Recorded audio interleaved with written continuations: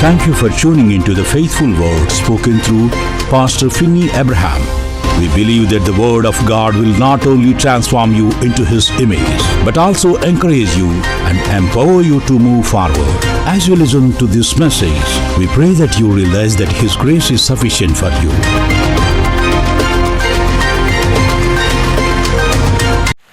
అందరికంటే పెద్దవాడు, అందరికంటే గొప్పవాడు, అందరికంటే బలమైనవాడు, ఏదైనా చేయగలిగినవాడు, అంతటి ఉన్నత స్థితిలో ఉన్న ఆయన అంటున్నాడు, నేను నీకు సహాయకుడిగా ఉంటాను అంటున్నాడు.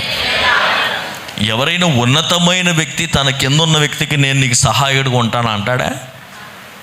అర్థం వల్ల మీకు చాలామందికి, మీరు ఒక అధికారి దగ్గర పనిచేస్తున్నప్పుడు ఆ అధికారికి మనం సహాయకులుగా ఉంటాం, కానీ ఆ అధికారి ఎప్పుడొచ్చి నేను నీకు సహాయకుడిగా ఉంటానని చెప్పడు. కానీ వాక్యంలో పరిశుద్ధాత్మ దేవుడు అంటాడు, నేను నీకు సహాయకుడిగా ఉంటాను.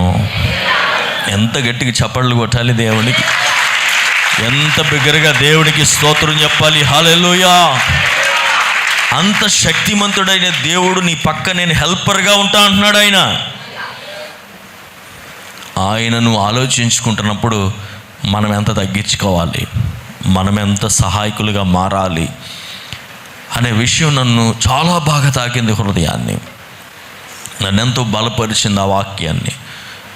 అందుకనే దేవుని వాక్యాన్ని ఎప్పుడు కూడా మనం ఎంత అర్థం చేసుకున్న దేవుడు నూతనమైన మాటలు మాట్లాడతాడు. ఈ ఉదయం కూడా చాలా ఒక ప్రత్యేకమైన ఒక వాక్యం బైబిల్లో మనం చాలాసార్లు చదువుతాం, కానీ దేవుడు మాట్లాడుతున్న విధానం చూస్తున్నప్పుడు ఆశ్చర్యం వేసి అలాగ ఉండిపోతే 3 గంటలు అయిపోయింది రాత్రి.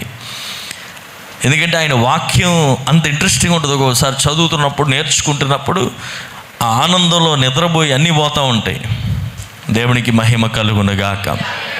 కానీ అంతటి ఆనందంలో వాక్యాన్ని ఆనందిస్తున్న సమయంలో కానీ మధ్యరాత్రి వేళ ఒక భయంకరమైన వార్త వినబడింది. మన ఊరిలోని ఒక సహోదరుడు సౌండ్ ఆపరేట్ చేస్తూ ఉంటాడు దగ్గరలోనే, పాపం చాలా సభల్లో కూడా ఆపరేట్ చేశాడు. మనకి ఇక్కడ కాలనీలో ఉంటాడు ఆ బ్రదర్, ఒక తమ్ముడు.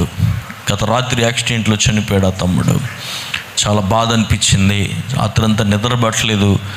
9 మంది వారు ఆ సౌండ్ సిస్టమ్ వేసుకుని వెళ్తూ ఉన్నారు.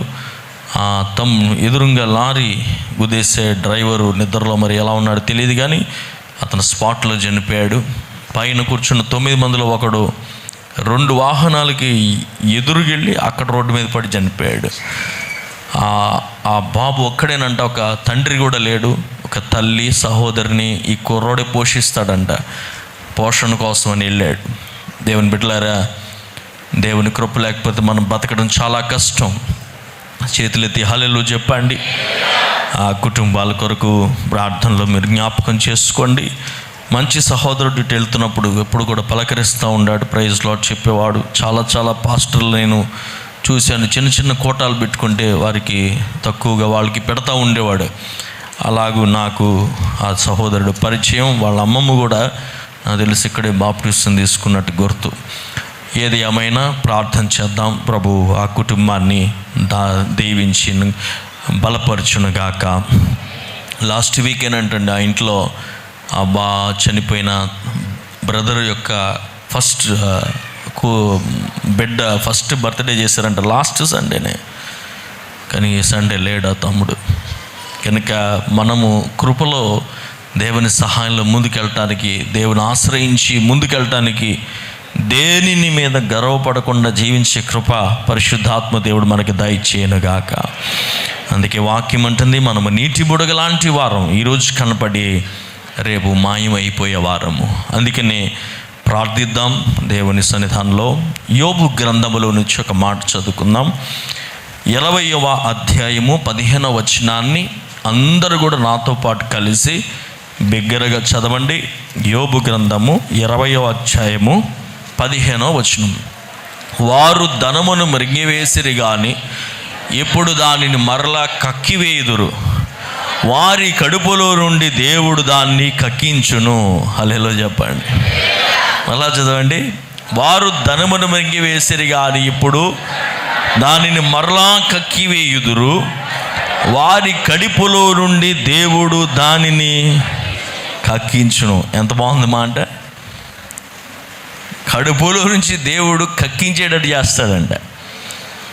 అంటే అపవాది అయిన సాతాను నీ జీవితంలోంచి ఏది మింగేసినా కూడా, ధనమే కానీ, బలమే కానీ, ఆరోగ్యమే కానీ, నీ యొక్క మంచి భవిష్యత్తే కానీ, నీ యొక్క పరిచర్య కానీ, నీ జీవితంలో ఏది అపవాది మింగేసినా కూడా సమయం అయినప్పుడు దేవుడు వాటిని కక్కిస్తాడంట. బాగా అర్థం అవ్వాలంటే మాతో పాటు ఊరు వచ్చిన వాళ్ళని అడగాలి. చాలామందికి లోపల తిప్పేసి, కొండ మీద ప్రయాణం కదా, తిప్పడం వల్ల చాలామందికి అక్కడ మొదలెట్టారు. అక్కడికి వెళ్ళాక మన ఊరు భోజనానికి అలవాటు పడిపోతాం. ఇంకో చోటుకి వెళ్తే మన భోజనం పెడతారా? వాళ్ళు ఏమేస్తారో తెలియదు, అందులో ఏముంటాయో తెలియదు, ఆకలికి తినేస్తాం. మాలో చాలామంది కుర్రోళ్ళు కడుపులో తిప్పింది. అలా చెప్పండి, కడుపులో తిప్పి కక్కడం మొదలెట్టారు. అంటే ఉదాహరణ అర్థం అవడానికి చెప్పాను. కానీ ఇక్కడ వాక్యం ఏమని చెప్తుంది అని అంటే, చాలామంది ఈ రోజున ప్రార్థన చేస్తున్న మనము ఈరోజు చాలా బలంగా మీరు వాక్యంలో నాతో పాటు ఏబించి దైవవాక్యాన్ని నమ్మి మనము ప్రకటించినప్పుడు దేవుడు బలమైన కార్యాలు జరిగిస్తాడు ఆయన. ఈరోజు ఇక్కడ ఏమని దేవుని వాక్యం చెప్తుంది అని అంటే, సాతానంట నీ ధనాన్ని మింగేశాడు, నీ బిడ్డ జీవితాన్ని మింగేశాడు, నీ భవిష్యత్తుని మింగేశాడు, నీ ప్రమోషన్ మింగేశాడు, నీకు ఉండవలసిన అద్భుతమైన భవిష్యత్తుని మింగి, నీ పరిచర్యను మింగి, ప్రయోజకుడుగా ఉండవలసినవన్నీ మింగేశాడంట. కానీ ప్రభువాక్యం అంటుంది, వాడు ఎన్ని మింగినా కూడా తొందరలో వాడి కడుపంతా గలిబిలి చేసేస్తా అంటాడు దేవుడు. స్తోత్రం ఏంటంటే మనకు గలిబిలేటట్టుంది. కొంచెం గట్టిగా చెప్పండి, హల్లెలూయా, హల్లెలూయా. ఏమంటున్నాడు దేవుడు? వాడి కడుపుని, వాడిని అన్కంఫర్టబుల్ చేసేస్తానంట. వాడిని అన్కంఫర్టబుల్ చేసినప్పుడు అపవాది అంటున్నాడంట, బాబోయ్ ఇక నేను ఉంచుకోను, తీసుకున్నది ఇచ్చేస్తా, కక్కేస్తా. హల్లెలూయా చెప్పాలి. ఈ వాక్య ముగింపులో కల్లా దేవుడు బలమైన కార్యములు మన మధ్యలో జరిగించునుగాక. మనము చూడవలసిన అనేకమైనవి చూచుటకు దేవుడు కృపానుగ్రహించునుగాక. ఈ దినాల్లో బాగా ప్రార్థన చేయండి. ప్రభు, నేను ప్రార్థన చేస్తున్న విషయాలు కనబడాలి, నాకు కనబడాలి, అనుభవించాలి, సాక్ష్యంగా నేను చెప్పగలగాలి. అట్టి కృప నాకు దయచేయండి అని ప్రార్థన చేయండి.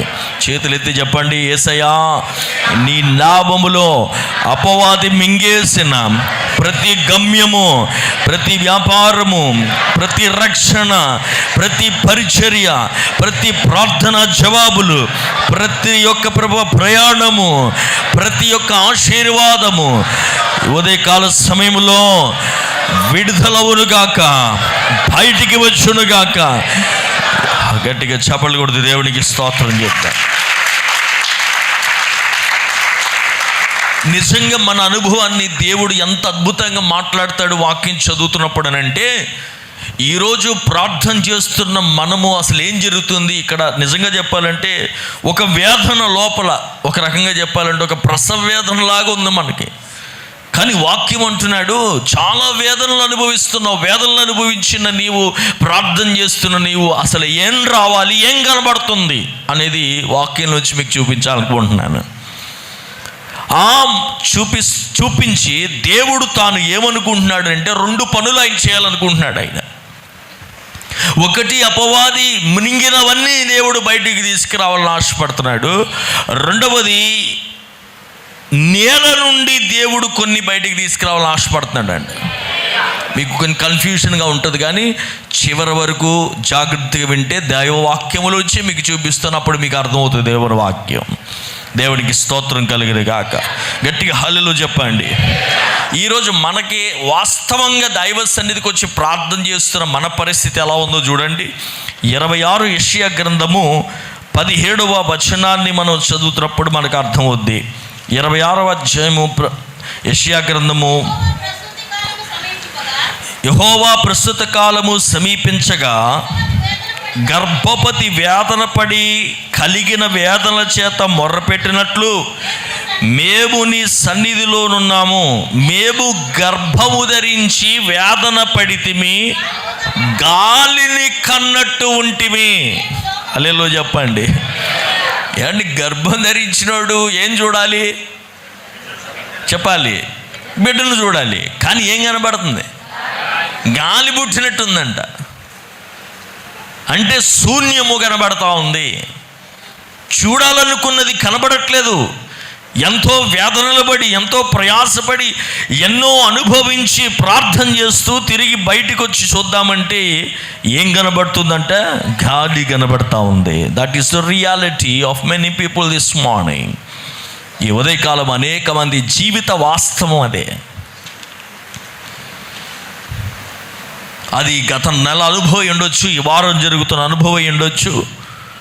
మార్పు చెందనివి కొంటున్న వ్యసనపడి వేదనపడి ప్రార్థన చేస్తున్నా రిజల్ట్ చూస్తే మాత్రం ఏంటి చెప్పండి? గాలిని కన్నట్టుగా ఉంది. ఎంప్టీనెస్, ఖాళీ. గాలి కనపడదు కదా మనకి.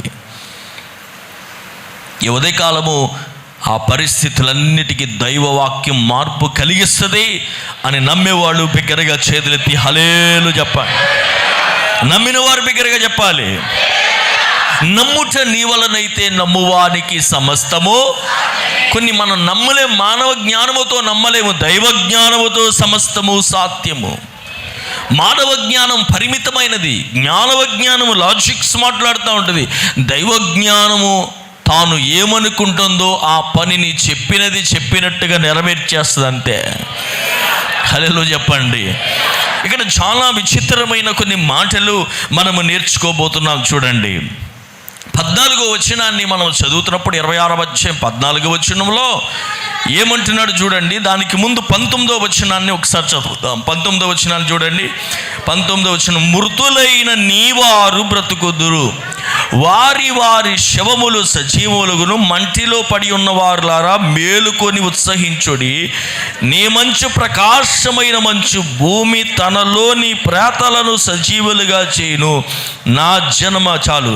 ఇక్కడ ఇంగ్లీష్లో బాగా రాశాడు, యువర్ డెడ్ షల్ లివ్ అన్నాడు. యువర్ డెడ్ షల్ లివ్ అన్నాడు. ఇంకో ట్రాక్షన్లో దై డెడ్ మ్యాన్ అని రాశాడు. అంటే ఇక్కడ 2 గుంపులు ఉన్నారు. ఆ 2 గుంపులు ఎవరంటే, ఒక గుంపు చనిపోతే తిరిగి లేవలేని గుంపు, మరొక గుంపు చనిపోతే తిరిగి లేవగలిగిన గుంపు. తిరిగి లేవగలిగిన గుంపు ఎవరు? మనమే. అందరూ చెప్పండి, ఎవరో? మనమే. తిరిగి లేవలేని ఒక గుంపు ఉంది. ఇప్పుడు 14వ వచనం చూడండి. 14వ వచనాన్ని చదువుతున్నప్పుడు ఏమంటున్నాడు? 14వ వచనంలో, చచ్చిన వారు మరలా బ్రతుకుదురు, ప్రేతలు మరలా లేవరు, అందుచేతను నీవు వారిని దండి నశింపజేతివి, వారికను స్మరణకు రాకుండా నీవు వారిని తుడిచివేసితివి. హల్లెలూయా. నేను అడుగుతున్నాను, ఉదయకాల సమయంలో నువ్వు ఏ గుంపులో ఉన్నావు? ఈరోజు ఏ గుంపులో ఉన్నావు? మృతమైపోతే ఇంక తుడిసివేసే గుంపులో ఉన్నావా? మృతమైనను తిరిగి లేపగలిగిన గుంపులో నీవు ఉన్నావా? హల్లెలూయా చెప్తారా? యేసు ప్రభు త్వరగా రాబోతున్నాడు. ఆయన వచ్చినప్పుడు వాక్యం ఏముంటుంది? మనకంటే ముందు చనిపోయిన వారు మొదట లేచి వారు ఏమవుతారంట? ఆరోహణమై వెళ్తారు. వారి తర్వాత మనము కూడా వారితో వెళ్తాం. ఇప్పుడు ఈ క్షణంలో యేసు ప్రభు ఇక్కడ వస్తే మీరు వెళ్తారో లేదో నాకు తెలియదు, కానీ ఇక్కడ మాత్రం స్టేజ్ ఖాళీ అయిపోయి నేను వెళ్ళిపోతాను. నాకు అంత కాన్ఫిడెన్స్ ఉంది. నీకుంటే కనుక స్తోత్రం చెప్పు. డౌటే అంటే కనుక మరి మీరు ఆలోచించుకోండి. ఒకవేళ నేను వెళ్ళిపోతున్నప్పుడు కాలు పట్టుకుందాం అన్నా కూడా దగ్గరలో లేను నేను. హల్లెలూయా చెప్పండి. తెలుగు ఆలోచిస్తే ఒకరు వెళ్ళిపోతున్నప్పుడు కాలు పెట్టుకుంటే మనం కూడా వెళ్ళిపోతాం అనుకోవచ్చు. అంత సీన్ ఉండదు అక్కడ. ఒక్కసారి ఆయన మేఘముల మీద వచ్చి ఆయన బోరధ్వని పలికిన మరుక్షణం ఇక్కడున్న అనేక మంది టపక్కమని రెప్పపాట్లో మాయమైపోతారంట. తర్వాత కొంతమంది చూసుకుంటారు, ఏటి మనం ఇక్కడే ఉన్నాం, ఏటి మనం వెళ్ళలేదు, చాలా సంవత్సరాలు అయింది బాప్టిజం తీసుకొని, ఏంటి వెళ్ళలేదు, సర్లే ఏం చేస్తాం, మనందరం కలిసి ఒక సంఘం పెట్టుకుందాం. హల్లెలూయా చెప్పండి. పాస్టర్ గారు వెళ్ళిపోయారు, పాస్టర్ అమ్మ గారు కూడా వెళ్ళిపోతారు. హల్లెలూయా చెప్పండి. దేవుని వాక్యం ఏంటంటే నేర్పడ్డారా, ఇక్కడ అది నిజమైన వాస్తవం, వాక్యం చెప్తున్న వాస్తవం అది. అందుకనే చూడండి అక్కడ ఏమన్నాడంటే, ఇందాక చదివిన 19వ వచనములో, మృతులైన నీవారు బ్రతుకుదురు, ఇంగ్లీష్లో ఏమంటాడంటే, your dead shall live together with dead body they shall arise అని రాశాడు. With my dead body they shall arise అని రాశాడు. ప్రభు ఎలాగూ మరణించి తిరిగి లేచాడో రూపాంతరం చెంది, అలాగే మనందరము కూడా లేపబడబోతున్నాం. కానీ అట్టి లేపబడడానికి రక్షణ అనుభవంలోకి వచ్చావు. మరి ఈ గుంపులో నువ్వు చేరేవా? ఈరోజు ప్రభు వస్తే ఏంటి నీ పరిస్థితి? ఇంత భక్తి జీవితాన్ని ఇన్ని సంవత్సరాలు నెలలు చేసిన నీవు ఇక్కడ మిగిలిపోతావు. నువ్వు ఎన్ని సాకులు చెప్పినా కూడా కుదరదు అక్కడ. అందుకే 5 కన్యకలు బుద్ధి కలిగిన వాళ్ళు, 5 సిద్ధపడిన వాళ్ళు వెళ్ళిపోయారు. సిద్ధపడిన వాళ్ళు అన్నారు, అయ్యా అదయ్యదని మీరు ఎవరు నాకు తెలియదు అన్నాడు ఆయన. I don't know you. మీరు సిద్ధపడ్డారు, వాళ్ళతోనే ఉన్నారు, వాళ్ళ ఊరిలోనే ఉన్నారు, వాళ్ళతోనే కలిసి తిరిగారు, వారితో పట్టే సహవాసంలో ఉన్నారు. వారు ఎదురు చూసినట్టే మీరు ఎదురు చూశారు, కానీ మీరు ఎవరు నాకు తెలియదు అన్నాడు దేవుడు. దేవుని వాక్యం వింటున్న దేవుని బిడ్డలారా, ఈ పగటి వేళ ప్రభు నిన్ను అడుగుతున్నాడు, ఏ గుంపులో నీవు ఉన్నావు? నీవు తిరిగి జన్మించబడే గుంపులో ఉంటే నేను చెప్తున్నాను, నీ మృతమైన పరిస్థితులు కూడా సజీవం అవుతాయి అని చెప్పడానికి దేవుడి వాక్యాన్ని తీసుకొచ్చాడు. నీవు దేవుని సంబంధుడు కాబట్టి దేవునికి సంబంధించిన వ్యక్తి అయిన నీ జీవితంలో మృతమవుతున్నది ఏదైనా దేవుడు తిరిగి తీసుకురాగలిగిన వాడైనా. హల్లెలూయా చెప్పండి. మృతమైన ప్రతి పరిస్థితిని సజీవంగా దేవుడు తీసుకురాగలని నమ్ముతున్న వారు గట్టిగా హల్లెలూయా చెప్పండి. అందుకు ఏమిటి అని అంటే, నేను దేవుని సంబంధికుని, ఐ బిలాంగ్ టు గాడ్ అన్న నమ్మకం ఫస్ట్ నీకు బాగా ఉండాలి. నేను దేవునికి ఐ బిలాంగ్ టు గాడ్, నేను దేవునికి సంబంధించినోడేనండి, నేను ఆయన బిడ్డనండి అని నమ్మేవారు స్తోత్రం చెప్పండి. ఇక్కడ అంటున్నాడు, అటువంటి దైవ సంబంధమైన వారి జీవితంలో మృతమైన పరిస్థితిలో నుంచి కూడా లేవపడతారు అంటున్నాడు. అంటే అర్థం ఏంటి? మనిషి యొక్క చివరి లైన్ ఏంటి అని అంటే అదే మరణం కదా. ఇంగ్లీష్లో టోమ్ అని రాశాడు. అంటే మనిషి తన జీవితం యొక్క చివరి లైన్, లాస్ట్ ప్లేస్ ఏంటి అని అంటే తాను మరణించి పెట్టబడుతున్న సమాధి. జైల్లోంచి బయటకు రావచ్చు, బంధించబడిన గృహాల్లోంచి బయటికి రావచ్చు, సమాధిలోంచి రాగలమా? గట్టిగా చెప్పాలి. కానీ దైవవాక్యం అంటుంది, నువ్వు నమ్మితే సమాధి లాంటి జీవిత అనుభవాల్లో ఉన్న సమాధి కూడా కక్కి నేను బయటికి పడేస్తా. నమ్మిన వారు గట్టిగా హల్లెలూయా చెప్పాలి, గట్టిగా హల్లెలూయా చెప్పాలి, ఇంకా గట్టిగా స్తోత్రం చెప్పాలి. 19వ వచనం చూడండి, ఏమంటున్నాడంటే, భూమి తనలోని ప్రేతలను సజీవులుగా చేయును, and the earth shall cost out the dead అంటున్నాడు. భూమిలో మృతమైనవి ఉండి రాలేనివి ఆ భూమి నేల తెరిచి వదిలిపెట్టేస్తుందంట. కారణము దేవుని మాటకది లోబడవలసి ఉంటుంది. భూమియు దాని నివాసములు ఎవరి చెప్పండి? యెహోవా. ఒక అద్భుతమైన వాక్యం ఉంది చూడండి. అసలు నేల కూడా అలాగే వొమిటింగ్ చేస్తుందా అని అంటే ఒక వాక్యం ఉంది బైబిల్ గ్రంథంలో. లేవియా కాండము 18వ అధ్యాయము 25వ వచనములో ఒక వాక్యం ఉన్నది చూడండి. 18వ అధ్యాయము, ఇశ్రాయేలు అందరిలో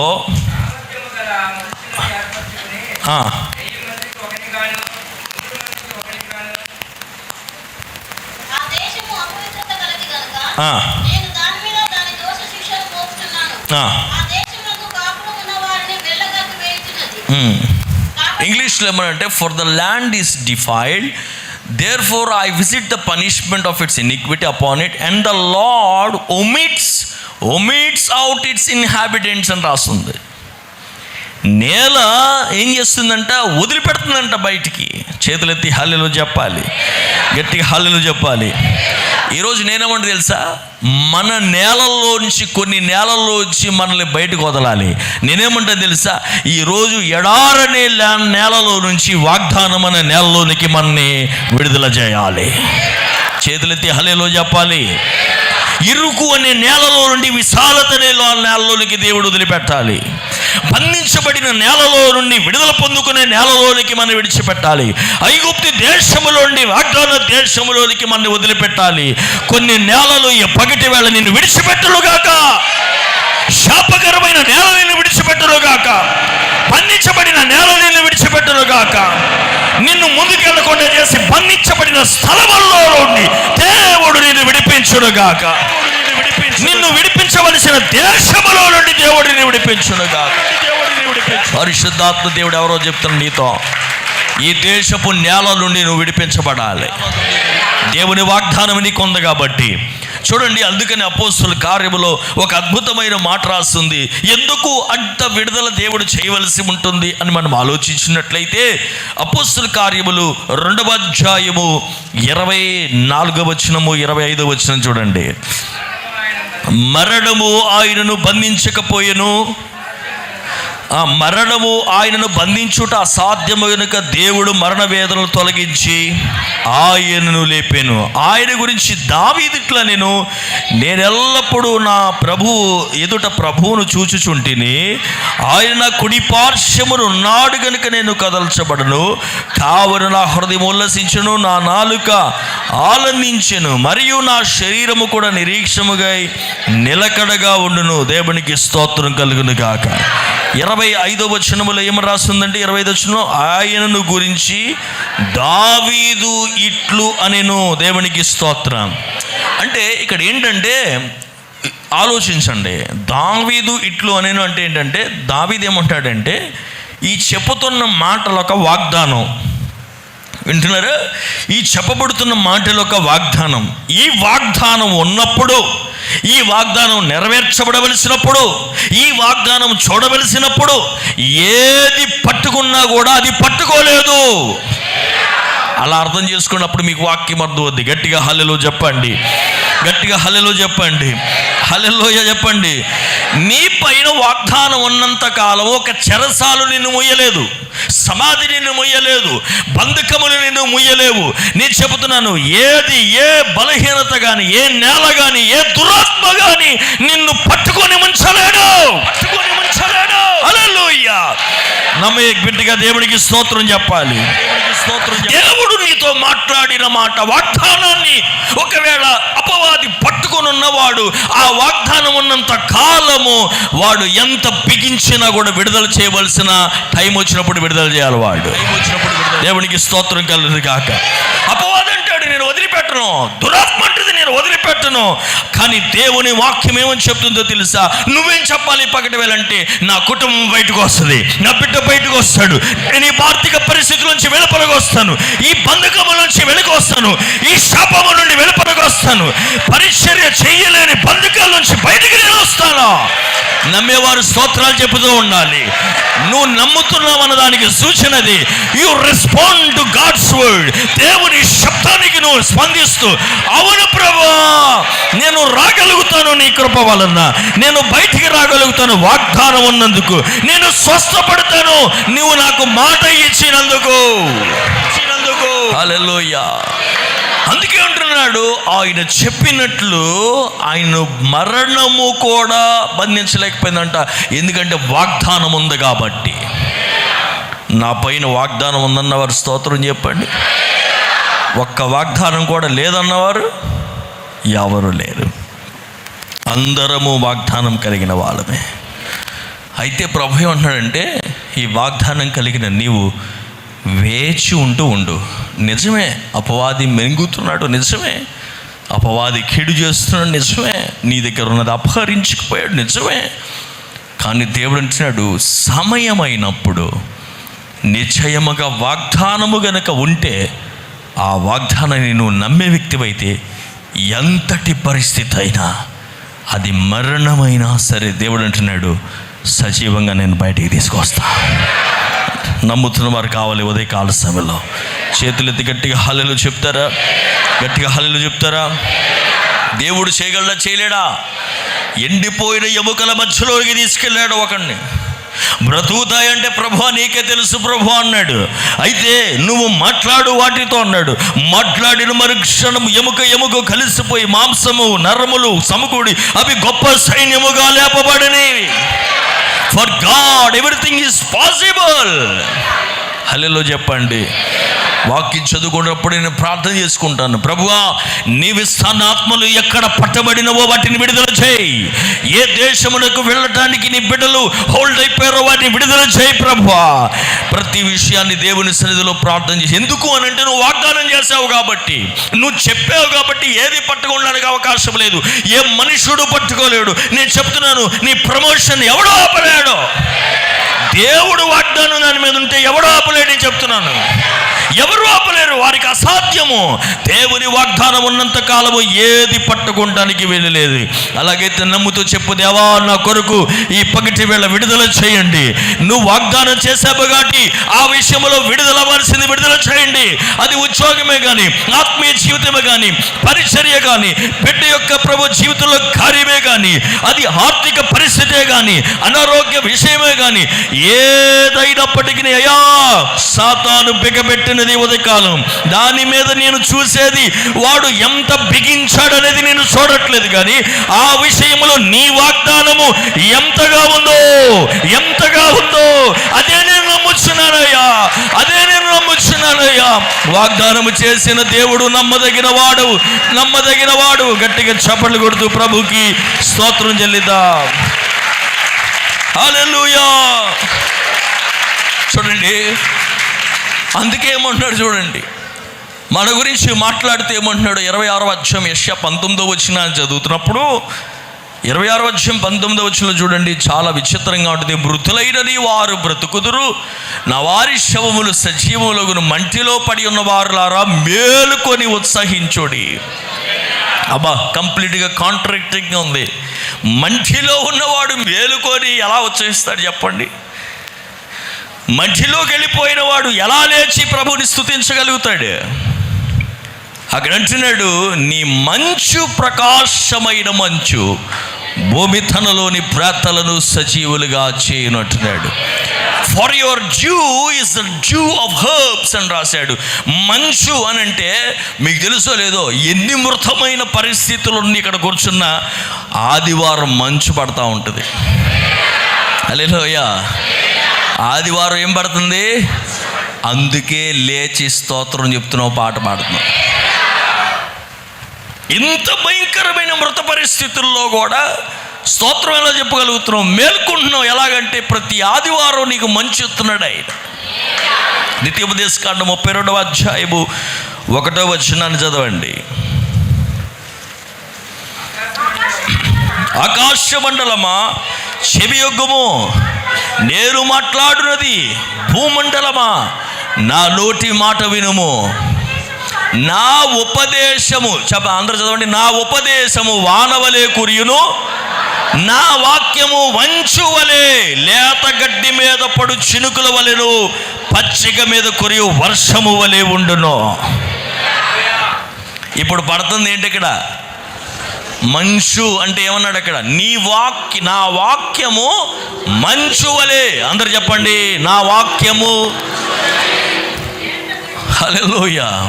అప్పటి కాలంలోనంట అక్కడ ఎందుకు రాశాడంటే, అసే డ్యూ అనే పదం ఎందుకు రాశాడంటే, హర్బ్స్ అని రాశాడంటే, ఆ చలనం లేని వాటి ఎముకల్లోనికి వీళ్ళు ఏం చేస్తారంటే హర్బ్స్ ఉపయోగించి వారు తడుపుతున్నప్పుడు చలనం వచ్చేదంట. Thank you for taking your time and being with us. We believe you have been blessed, changed, encouraged, and empowered to live a fruitful life in Christ. Our address: Philadelphia Miracle Blessing Church, Elur, West Godavari District, Andhra Pradesh, India. Call for prayer 98498-97500 and 95504-33102. Watch YouTube for online Finney Faith.